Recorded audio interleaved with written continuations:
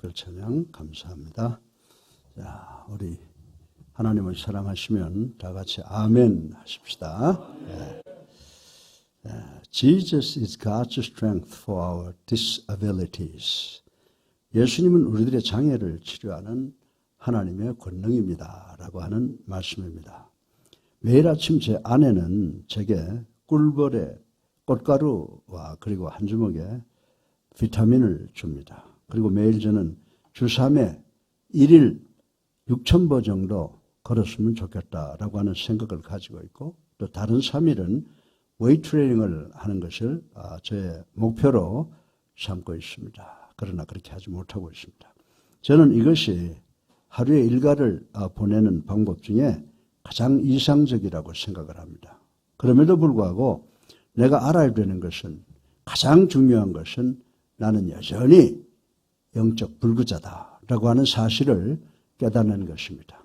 하나님의 시간과 인간의 육체의 본능은 그다지 좋은 관계가 아닌 것 같습니다. 이런 부정적 관계는 유감스럽게도 하나님의 시간이 문제가 아니라 우리 인간의 육체의 본능이 잘못된 것이기 때문이라고 말씀을 드릴 수가 있습니다. 제가 오래전에 전해드린 폴 앤더슨이라고 하는 미국 올림픽 역도 해외비급 금메달리스트인 사람이 이야기를 들었습니다. 당시 이 사람은 세계에서 가장 힘이 센 사람으로 인정을 받는 사람이었습니다. 1956년 멜버른 올림픽 역도 부분의 아나운서는 폴 앤더슨이 헤비급에서 544kg을 덜므로 세계 신기록을 수립하고 금메달을 목에 걸 때 인간의 경이로움이라고 격찬을 했습니다. 폴 앤더슨은 544kg이나 되는 무거운 바벨을 3초 이상을 들어 올리고 있는 기록으로 기네스북에 올랐습니다. 폴 앤더슨은 생생한 괴력을 소유한 세계에서 최우수 금메달리스트였습니다. 그리고 또 놀라운 사실은 이 사람이 신실한 그리스도인이라고 하는 사실이었습니다. 그러나 불행하게도 이 사람은 키드니, 신장의 기능이 약화되어 가기 시작하여 61세 나이로 이 세상을 떠났다라고 하는 뉴스를 들은 적이 있습니다.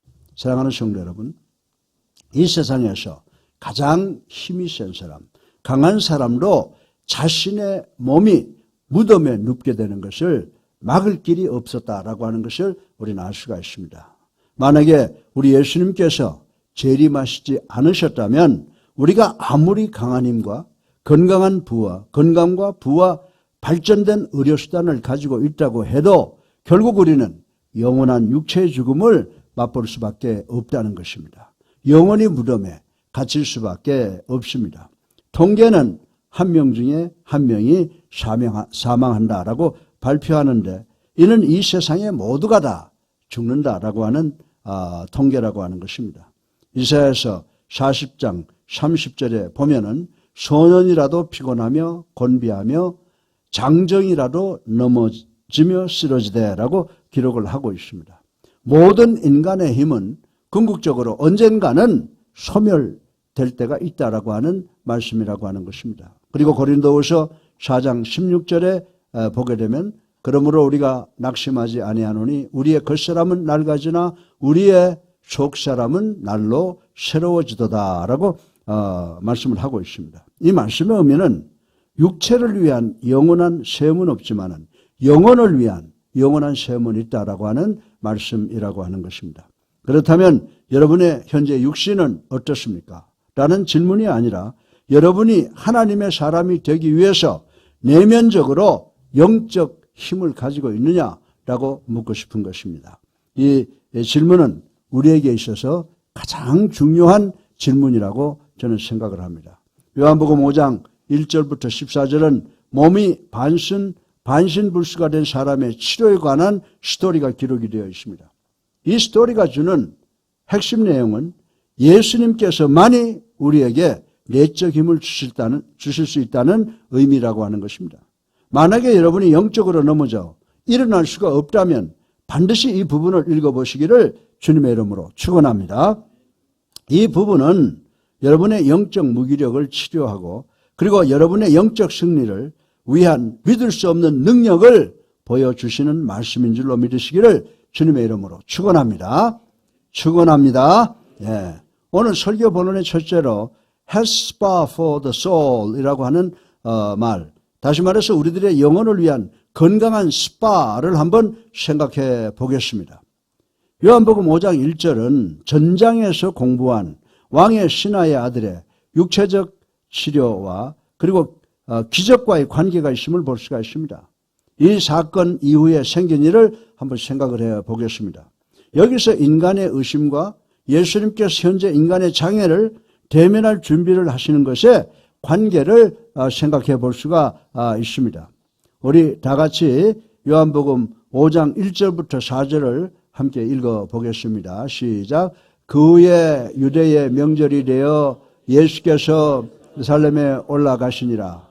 예루살렘에 있는 양문 곁에 히브리 말로 베데스다라는 못이 있는데 거기 행각 5이 있고 그 안에 많은 병자, 맹인, 다리 저는 사람, 혈기 마른 사람들이 누워 물의 움직임을 기다리니 이는 천사가 가끔 못에 내려와 물을 움직이게 하는데 움직인 후에 먼저 들어가는 자는 어떤 병에 걸렸든지 낫게 되밀어라. 아멘. 자, 이 말씀을 우리가 한번 깊이 생각해 보십시다. 이 말씀에 단어 하나가 대단히 중요하게 등장을 하는데 베데스다라고 하는 단어가 등장합니다. 이 단어의 의미는 베데스다라고 하는 히브리 말은 House of Mercy, 자비의 집이라고 하는 의미를 갖고 있습니다. 본문의 불쌍한 환자는 예수님께서 지나가시는 길에 운 좋게 하나님의 자비를 체험하게 되었습니다. 저는 1984년에 당시 이스라엘의 수상 이츠학 샤미르 수상의 초청을 받고 한양대학교 설립자 김현준 박사님과 함께 예루살렘을 방문했을 때 이 기적의 연못을 찾아가 볼 귀한 기회를 가졌었습니다. 이 연못은 우리가 아는 대로 영문 안에 있었습니다. 이 연못은 그때까지 거기 있었고 약 40피트 정도 지면보다 아래 위치하고 있었습니다. 본문에 의하면 예수님 당시에 이 연못은 마치 현대판 헬스와 같은 것이었다고 말씀을 드릴 수가 있습니다. 이 연못가에 수많은 환자들이 치료받기 위해서 가득했었습니다. 그들 모두가 그곳에서 한도 끝도 없이 막연하게 기적을 기다리고 있었습니다. 그들은 1년에 한 번 물이 동할 때 가장 먼저 물에 들어가는 사람에게 하나님께서 치료의 기적을 주신다고 믿고 막연하게 기다리고 있었다고 하는 것입니다. 그러면 두 번째로 Why doesn't Jesus heal everybody? 왜 예수님께서 모든 사람을 치유하지 않았을까라고 하는 말씀에 대해서 생각해 볼 수가 있습니다. 예수님께서는 명확하게 명시되어 있지 않은 절기를 지키기 위해서 예루살렘으로 들어오셨습니다. 그리고 이 연못가로 오셨습니다. 여러분들 요한복음 5장 5절을 보면요. 거기 38해가 된 병자가 있더라라고 하는 말씀이 기록되어 있습니다. 그곳에서 각종 병자들이 인산인해를 이루고 있었는데 예수님의 시선이 38년 된 중풍병자에게 머물렀다고 기록이 되어 있습니다. 왜냐하면 예수님의 생각에는 이 사람을 통해서 역사 속에 오고 가는 모든 인간을 교육시키려고 하는 그런 의도, 목적이 있었기 때문이라고 말씀을 드릴 수가 있습니다. 예수님께서는 그 환자를 치료하는 것을 통해서 우리에게 주시고 싶은 메시지가 있으셔서 그 기적을 일으키셨다라고 하는 것을 우리는 알아야 된다라고 하는 것입니다. 우리는 그 환자가 연못이 동하는 시간을 위해서 연못가에서 몇 년이나 기다렸는지 도무지 알 수가 없습니다. 아마도 이 사람은 매년 물속에서 치료되는 첫 번째 사람이 되기 위해서 물가로 조금이라도 더 가까이 가려고 안간힘을 썼을 것이라고 생각을 해볼 수가 있습니다. 예수님께서는 이 사람의 육체적 컨디션에 대해서 이미 다 아시고 계셨습니다. 그래서 예수님께서 6절에 그에게 대단히 간단한 질문이지만 이 환자에게 가장 중요하고 절실한 내가 낫고자 하느냐? Do you want to get well? 내가 낫고자 하느냐라는 질문을 하셨습니다. 그런데 예수님께서 이 환자에게 하신 이 질문을 20세기를 살아가고 있는 우리 모두에게도 묻고 계신다는 사실을 우리는 오늘 깨달아야 되는 줄로 믿으시기를 주님의 이름으로 축원합니다. 왜냐하면 이 사람의 상태는 현대 20세기를 살아가는 모든 사람의 영적 상태를 대표하고 있기 때문이라고 저는 말씀을 드리고 싶은 것입니다. 그러나 우리가 이 기적을 살펴보기 전에 예수님께서는 이 세상에서 성육신 하셔서 단순히 기적을 베푸는 사업을 하시려고 오신 분이 아니라고 하는 사실을 우리는 반드시 기억해야 되는 줄로 믿으시기를 주님의 이름으로 축원합니다. 성경이 기록하시기를 그날에 수많은 병자들이 이 베데스다 연못가에 몰려 있었으나 예수님께서는 유독 이 사람에게만 시선이 고정되어 있고 유독 이 사람만 고치셨다고 성경에 기록이 되어 있습니다. 그런데 우리가 알아야 되는 문제는 예수님께서 이 사람을 치료하신 후에 조용하게 사라지셨다는 사실인 것입니다. 13절에 보면 고침을 받은 사람은 그가 누구인지 알지 못하니라고 하는 말씀이 기록되어 있습니다. 만약에 예수님께서 그 환자를 치료하시고 그곳에 계셨다면 치료의 기적을 일으키신 후 군중으로부터 대단한 박수와 칭송을 받았을 것이라고 하는 사실을 우리는 알 수가 있습니다. 그리고 만약에 예수님께서 이 땅에 위대한 치료자가 되시기를 원하셨다면 예수님께서는 가능하면 그곳에 있는 모든 병자들을 차례로 다 치료하시려 했을 것이다 라고 말씀을 드릴 수가 있습니다. 그런데 예수님께서는 단지 38년 된 환자 한 사람만 골라서 치료를 하신 것으로 끝을 냈다라고 하는 것입니다. 그 이유는 예수님 당신이 치료하신 이 사건이 영적 치료의 교훈적 상징이 되기를 교훈하시기를 원하셨기 때문인 줄로 믿으시기를 주님의 이름으로 축원합니다. 다시 말해서 예수 그리스도는 이 세상에 필요자로 치료자로 오신 것이 아니라 위대한 구원자로 오셨다는 사실을 우리는 깨달아야 되는 줄로 믿으시기를 주님의 이름으로 축원합니다. 그래서 G. 캠블 몰간이라고 하는 사람은 이런 말을 했습니다. 예수 그리스도께서 일으키신 모든 치료의 기적은 교육의 지침이라고 했습니다. 반면에 예수님께서 만드신 모든 기적은 교육적 표본이 되는 것이다. 이렇게 말씀을 하셨습니다.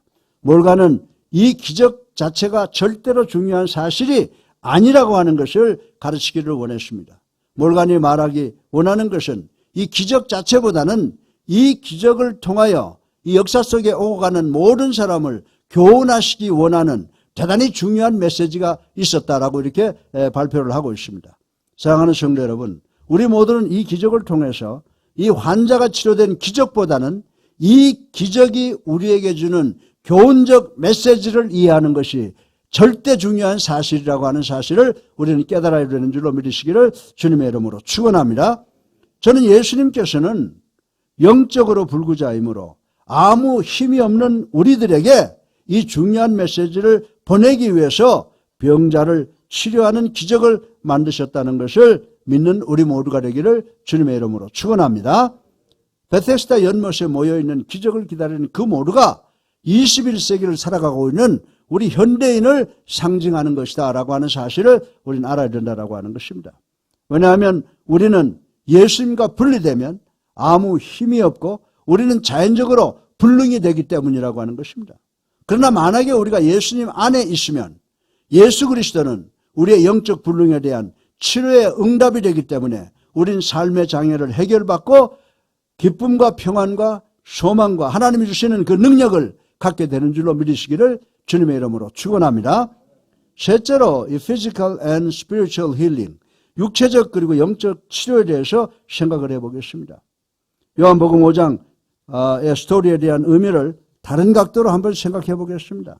본장에서 말하는 신체적 치료는 단순히 이 세상에서 잠정적으로만 유효하다라고 하는 것입니다. 치료받은 이 사람은 귀한 축복을 남들 받지 못하는 축복을 받았지만은 언젠가는 죽기 마련이라고 하는 것을 우린 잘 알고 있습니다. 이분은 38년이나 이미 병 속에서 고생을 한 사람입니다. 앞으로 몇 년을 더 살는지는 모릅니다. 제가 말씀드리려는 포인트는 예수님의 육체적 치료는 완벽합니다. 그러나 잠정적일 뿐이다라고 하는 것을 인정하지 아니할 수가 없다라고 하는 것입니다. 만약 우리가 아픕니다. 그러면 우리는 치료받아 살기를 원합니다. 나도 그러기를 바랍니다. 그리고 대부분의 사람도 마찬가지라고 말씀을 드릴 수가 있습니다. 그러나 우리 교회가 누가 아프다고 연락을 받습니다. 그러면 교회에서 아무개 형제자매를 그리고 아무개 집사권세 또한 장로님을 위해서 기도해달라고 광고하고 부탁을 합니다. 의사가 말하기를 아무개 형제, 아무개 직분자가 대단히 위험한 상태에 있습니다. 그분이 지금 암 말기입니다라고 합니다. 그러다가 다행히 완치가 됩니다. 그러나 이분은 얼마를 살다가 죽는다고 하는 사실에 대해서 부인할 사람은 아무도 없다라고 하는 것입니다. 그렇습니다. 만약에 우리가 아프면 우린 주변 형제 자매들이 우리를 위해서 기도해 주기를 간절히 원합니다. 그러나 우리는 잃어버린 개인과 지역과 국가 사회를 구원하기 위해서 얼마나 기도를 요구하고 있는지 한번 생각해 볼 필요가 있다고 하는 것입니다. 그리고 우리는 잃어버린 형제 자매를 살리기 위해서 얼마나 기도하기를 원하십니까? 얼마나 많은 사람들이 서로 영적 건강과 영적 능력을 위해서 중보 기도를 하십니까? 그러나 사실 우리 모두는 우리 자신의 영적 권능을 위해서 기도를 더 많이 필요한 줄로 믿으시기를 주님의 이름으로 축원합니다. 우리는 우리의 육체적 건강이 회복되는 것이 가장 중요하다고 생각을 할 수 있습니다. 그러나 하나님께서는 우리의 육체적 건강은 우리의 생각만큼 중요하지 않다고 말씀을 하시고 계십니다. 하나님께서는 우리의 생각과 다른 생각을 갖고 계시고 우리의 뜻보다 더 높은 뜻을 갖고 계신다고 하는 것입니다. 그리고 하나님께서는 우리를 위하여 완전히 다른 위대한 계획을 갖고 계신다고 하는 것입니다. 우리는 마가복음 2장 1절로 12절의 경우를 생각해 볼 수가 있습니다. 이 스토리는 전신마비 중풍병 환자에 대한 이야기입니다. 중풍병 환자가 4명의 친구에 의해서 들것에 실려서 예수님 앞으로 옮겨졌습니다. 5절에 보게 되면요, 이 중풍병 환자는 친구 4사람에 의해서 예수님이 계시는 집에 지붕을 뚫고 예수님 앞으로 내려졌다라고 이렇게 기록이 되어 있습니다. 마가복음 2장 5절에 보면 그 순간 예수님께서 그 환자에게 아주 상황과 맞지 않는 그런 엉뚱한 말씀을 하신 것 같은 말씀을 하십니다. 작은 자야, 내 죄 사함을 받았느니라. 중풍병자가 내려오는데 우리 주님께서 이런 말씀을 하신 것입니다. 그러나 6절과 7절에 보면요, 예수님께서 이 말씀을 하실 때 예수님을 비난하기 위해서 유대교 지도자들이 모여 있던 것을 우리는 볼 수가 있습니다. 그리고 이곳에 모인 유대교 지도자들은 뭐라고 말합니까? 이 사람이 어찌 이렇게 말하는가? 신성모독이로다. 오직 하나님 한 분 외에는 누가 능히 죄를 사하겠느냐라고 예수님의 말씀에 대해서 비난을 했습니다. 10절에 보니까 또 예수님께서 뭐라고 말씀하십니까? 그러나 인자가 땅에서 죄를 사하는 권세가 있는 줄 너희로 알게 하려 하노라 하시고 중풍병자에게 말씀하시되라고 이렇게 말씀했습니다. 그리고 더 나가서 예수님께서 11절을 통해서 그 중풍병자에게 뭐라고 말씀하십니까? 내가 내게 이르노니 일어나니 상을 가지고 집으로 걸어가라 하시니. 아멘. 예수님께서는 이 환자의 육체의 치료와 더불어 영적 치료를 위한 기적을 일으키기 위해서 이 환자를 치료하신 것인 줄로 믿는 우리 모두가 되기를 주님의 이름으로 축원합니다. 예수님께서는 이 사람들로 하여금 과거에 보지 못한 이 기적을 보고 자신들의 궁극적인 치료인 영적 치료를 이해하고 믿게 하실 목적으로 예수님께서 이 기적을 베푸셨다라고 하는 것입니다. 예수님에게 중요한 것은 이 환자의 육체적 병만 고치는 것이 아니고 그 영혼의 병까지 고치는 것이라고 성경은 우리들에게 설명을 해주고 있습니다. 육체적 병은 영원히 고침을 받는 것이 아닙니다. 치료받는 사람도 이 사람도 죽는다라고 하는 것입니다. 그러나 이 사람의 영적 치료는 치료받아 영생을 누리게 됨 같이 우리도 만약에 우리의 육신을 치료받고 우리의 영혼을 치료받으면 영원히 살게 되는 줄로 믿으시기를 주님의 이름으로 축원합니다. 네 번째 끝으로 Are you ready for miracle? 여러분은 기적을 체험할 준비가 되어 있습니까? 라고 하는 질문이 있습니다. 요한복음 5장으로 돌아가서 우리의 장애에 대한 하나님의 능력을 경험하기 위해 우리가 해야 될 3가지를 배우게 됩니다. 이것이 오늘 우리에게 주는 기적의 메시지라고 저는 말씀을 드리고 싶은 것입니다. 첫째로 이 사람은 자기가 병을 앓고 있다는 사실을 부인하기 위해서 할 수 있는 것은 아무것도 없다는 것을 우리가 알아야 됩니다. 여러분이 여러분의 힘으로 스스로 여러분의 몸을 움직일 수 없을 때 여러분은 육체적 힘이 없다는 증거라고 하는 것을 알아야 됩니다. 요한복음 7장에 보면 이 사람은 예수님께 자기는 스스로 연못에 들어갈 수 없다는 것을 고백하고 인정하는 것을 우리는 볼 수가 있습니다. 그러나 현대를 살아가는 우리들의 문제는 우리가 영적으로 반신불수라고 하는 사실을 인정하지 않는다는데 문제가 있다는 것을 우리가 알아야 되는 줄로 믿으시기를 주님의 이름으로 축원합니다. 우리는 우리의 연약함을 인정하지 않습니다. 우리가 우리 주변 사람들에게는 우리의 연약함을 숨길 수 있으나 우리 하나님께 우리의 연약함을 숨길 수 있는 길이 없다는 사실을 우리는 분명히 깨달아야 되는 줄로 믿으시기를 주님의 이름으로 축원합니다. 따라서 우리가 우리의 영적 약함을 치료받기 위해서는 우리의 영적 연약함을 먼저 고백해야 된다. 먼저 인정해야 된다라고 하는 것입니다. 그래서 바울 선생은 로마서 5장 6절을 통해서 우리가 아직 연약할 때에 기약대로 그리스도께서 경건하지 않은 자를 위하여 죽으셨도다. 아멘.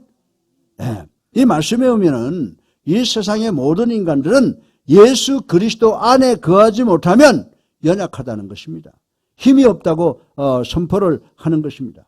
우리가 믿는 자라고 해도 우리는 대단히 자주 우리가 그리스도의 삶을 살기 위해서 예수 그리스도의 십자가와 보혈로 구원받아 하나님의 힘으로 살아야 된다는 것을 믿으면서도 대단히 자주 우리의 힘으로 살아간다고 생각하는 교만의 죄를 범하는 경우가 많이 있다는 것을 부인할 수가 없다라고 하는 것입니다.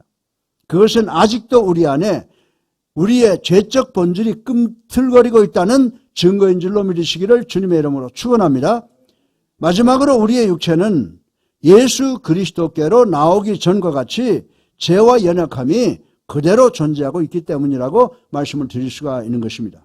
예수님께서 우리 안에 계시면서 우리 죄적 몸을 새로 건설하시거나 우리의 죄를 완벽하게 쓸어버리시지 않기 때문이라고 말씀을 드릴 수가 있습니다.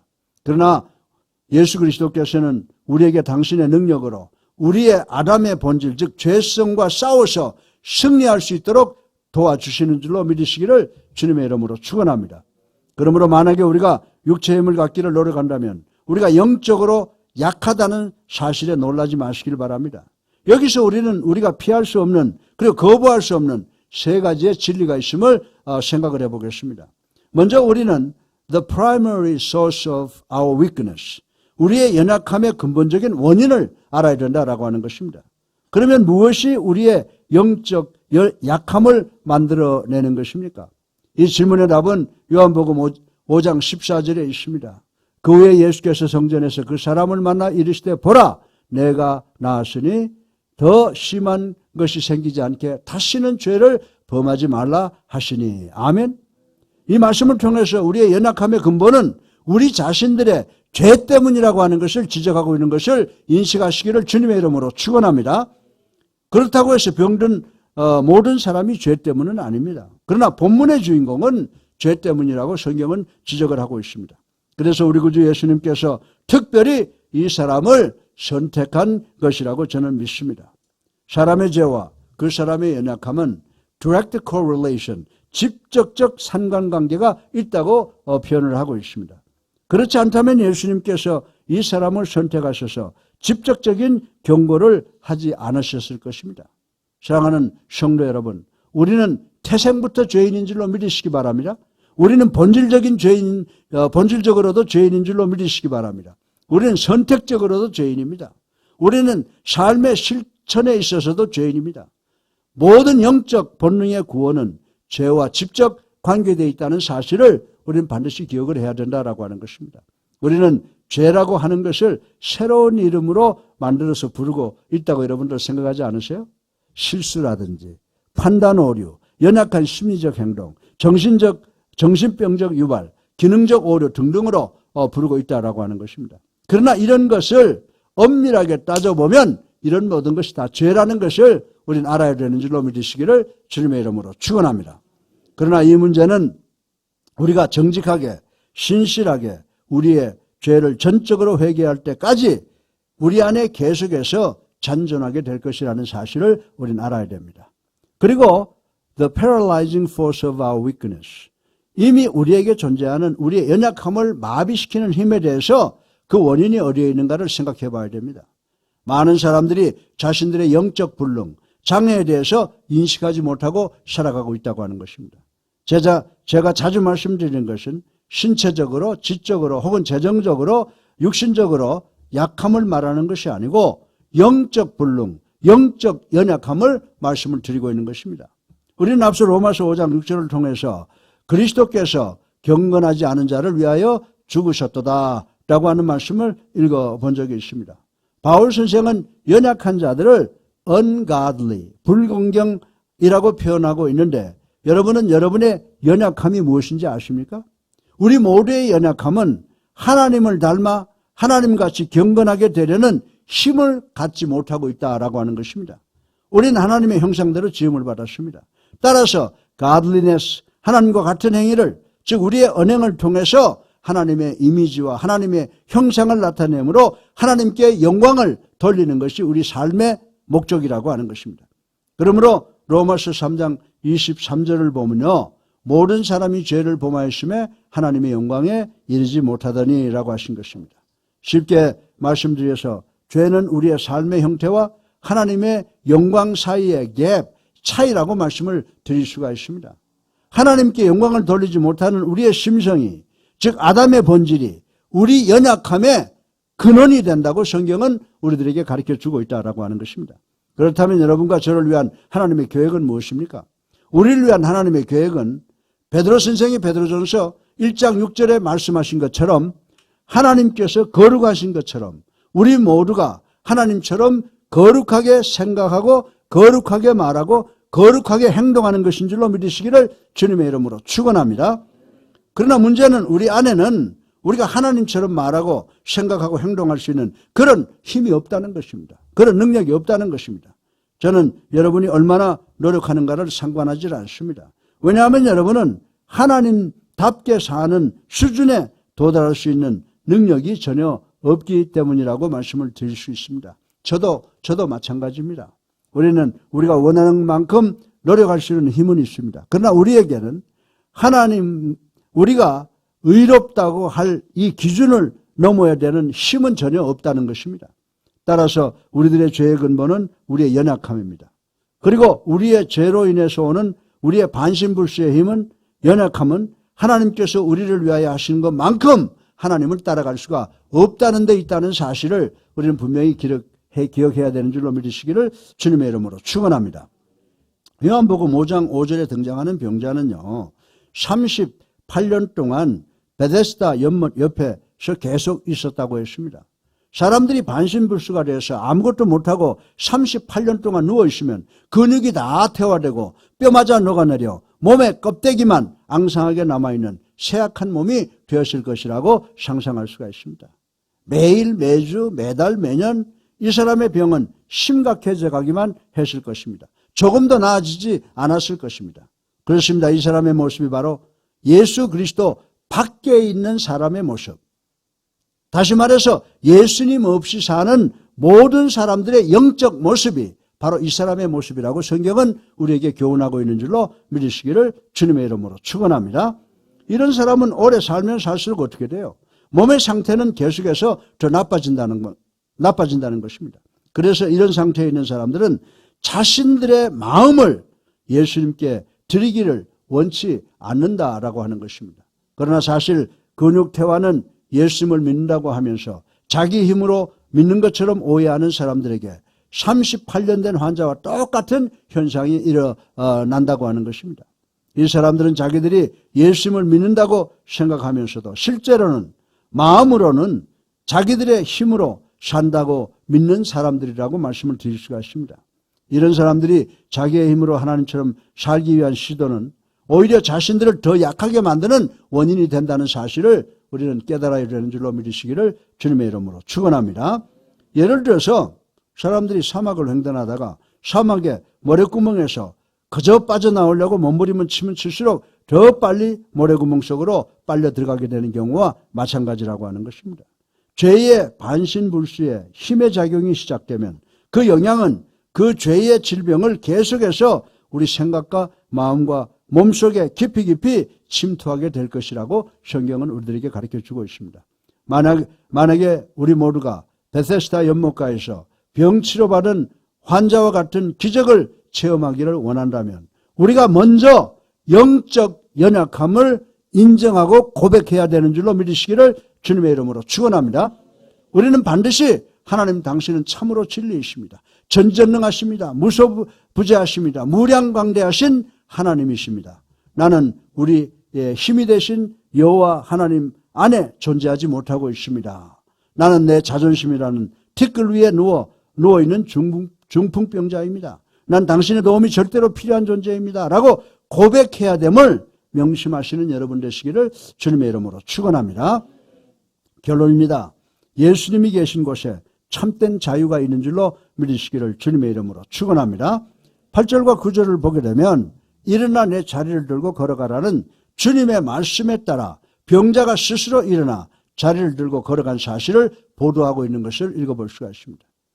다시 말해서 당사자는 물론이고 그 사람의 가족이나 그를 아는 어떤 사람도 기대할 수 없었던 놀라운 기적이 베데스다 연못가에서 일어난 것입니다. 유대교 종교 지도자들이나 당대의 최고의 의원들 중에 이런 일이 있을 것을 알았던 사람은 아무도 없었다고 하는 것입니다. 이 사건을 통해서 우리는 예수께서 우리 인간들에게 자유를 주시는 분이시며 예수가 계신 곳에 참된 자유가 있음을 확인하게 되는 줄로 믿으시기를 주님의 이름으로 축원합니다. 예수님을 만남으로 38년 동안 병에 사로잡혀 고생하던 사람이 그 지긋지긋한 고통의 짐에서 놓여 자유하게 되었습니다. 우리는 성경에서 이 사람들 외에도 예수님을 만남으로 자신을 짓누르던 무거운 짐을 벗어버리게 된 많은 사람을 만날 수 있는데 그들에게서 발견되는 공통점이 무엇인지 아세요? 그들에게서 발견되는 공통점은 예수를 구주로 살아계신 하나님의 아들로 믿었다는 사실인 줄로 믿으시기를 주님의 이름으로 축원합니다. 마태복음 8장에 산에서 내려오시는 예수님을 만나 도움을 청한 문둥병자가 그러했습니다. 또 중풍병으로 자리를 놓고 고통하는 하인을 위해서 예수님께 도움을 청한 백부장이 그러했으며 또 마가복음 5장에 보면 12해를 혈증으로 앓던 한 여자 또한 예수 그리스도의 어깨를 잡음으로 치료받은 사실을 우리는 볼 수가 있는 것입니다. 이와 같이 예수 그리스도는 우리의 모든 죄짐을 벗겨주시는 우리를 자유케 하시는 분이신 줄로 믿으시기를 주님의 이름으로 축원합니다. 그러나 요한복음 8장에 보면요, 모든 사람이 이 은혜에 참여한 것은 아니라고 하는 사실입니다. 믿음 있는 사람, 예수님을 나의 구주로 살아계신 하나님의 아들로 믿음을 고백하는 사람들만이 예수 그리스도께서 주시는 그 자유를 얻을 수 있게 된 것을 요한복음 8장에서 우리는 발견하게 되는 줄로 믿으시기를 주님의 이름으로 축원합니다. 이 자유를 얻지 못한 이들은 세상에 줄 수 있는 모든 것을 다 가졌다고 해도 주님이 주시는 기쁨과 평안과 이 소망을 갖지 못한다고 전 여러분들에게 말씀을 드리고 싶은 것입니다. 무거운 죄짐에 눌린 사람의 입에서는 고통스러운 신음소리가 나게 마련이듯이 주님의 기쁨과 평안과 소망을 얻지 못한 사람들의 입술을 통해서도 터지는 것은 불평, 불만과 그리고 고통의 신음소리밖에 없다는 사실을 우리는 알아야 된다라고 하는 것입니다. 누구든지 자유를 얻지 못하면 여전히 죄의 종으로 살다가 멸망으로 떨어질 수밖에 없으므로 그가 누구이든 간에 어떤 지위에 있든지 간에 참으로 불행한 사람이라고 부를 수밖에 없다고 하는 것입니다. 사랑하는 성도 여러분, 사람이 예수를 믿는 일이 이처럼 소중하심을 명심하시고 주변에 믿지 않은 친구들이나 이웃들에게 부지런히 이 복음을 전하시는 우리 모두가 되시기를 주님의 이름으로 축원합니다. 사랑하는 성도 여러분, 38년 동안 병고에 시달리던 사람이 예수님을 만난 것은 이 사람의 인생에 있어서 최고의 축복이라고 저는 말씀을 드릴 수가 있습니다. 만약에 이 사건이 없었더라면 그는 병상에서 일어나 보지도 못하고 세상을 떠나게 되었을 것인데 예수님을 만남으로 새로운 인생의 기회를 얻었던 것입니다. 사랑하는 성도 여러분, 우리가 예수 그리스도를 만나 성도가 된 것 역시 우리 인생에서 다른 무엇과도 바꿀 수 없는 축복 중에 축복인 줄로 믿고 하나님께 감사하는 우리 모두가 되시기를 주님의 이름으로 축원합니다. 우리는 이 한 가지 사실만 가지고도 하나님께 감사해야 됩니다. 아멘. 예. 이 축복은 우연히 찾아든 것이 아니라 하나님께서 우리를 먼저 사랑해 주신 하나님의 선택에 의한 것이므로 하나님께 감사하는 것이 마땅한 줄로 믿으시기를 주님의 이름으로 축원합니다. 예수님을 만날 때 참된 자유를 얻게 되고 이 자유를 소유한 사람들만이 참 주님이 주시는 참 기쁨과 평안과 소망을 얻을 수가 있습니다. 예수님을 치료자이실 뿐만이 아니라 위대한 구원자로서의 믿음으로 예수님을 의지함으로 영원한 기쁨과 평안과 소망을 소유하시는 우리 예수님께 성도님들 되시기를 주님의 이름으로 축원합니다.